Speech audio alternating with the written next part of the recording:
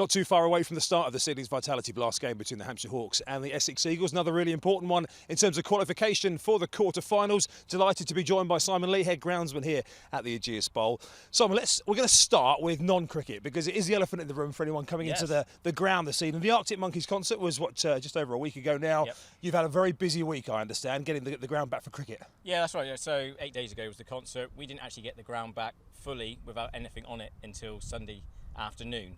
So we've only really had 4 full days before today to get the game going. So it's been a tight turnaround, a few extra hours, lots of water and lots of products put onto the outfield. But look, you can still see it. You can see the stage area, the trackway we use for the lorries and the forklifts to come on to build the stage, and by the tunnel as well. So you can't hide these things.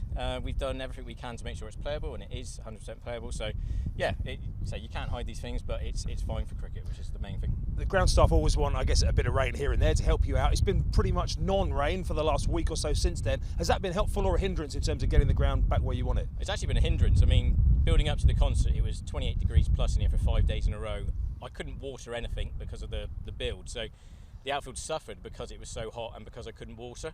We could have done with a little bit of rain, and it just would have kept everything a little bit more alive. So always a groundsman, you're never quite happy, are you really? So yeah, it's warm now. We've been able to put some irrigation on it. We've had a few little storms, so it's slowly recovering, and it will keep recovering over the next couple of weeks. And for you, when the concert's going on, are you here watching from somewhere thinking, oh, what are they doing or whatever? How did you treat that sort of 24 hours? I quite enjoyed it, to be honest. But not the music. I'm a music fan, so I quite enjoyed it. And weirdly, the 30-odd thousand people that were here didn't really affect the grass at all. It was all the infrastructure for building, staging and de-rigging. That was the thing, the issues we've had. So the actual people in has not caused a problem. And just finally on that one, before we get onto the wicket itself, does this sort of areas around us, the trackways and things, does that recover this season, or is that going to take an off-season to recover now?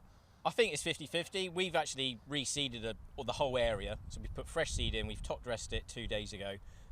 Obviously that will germinate and come through and green up. So some of it, I say, has burnt. So it's unlikely it's going to recover.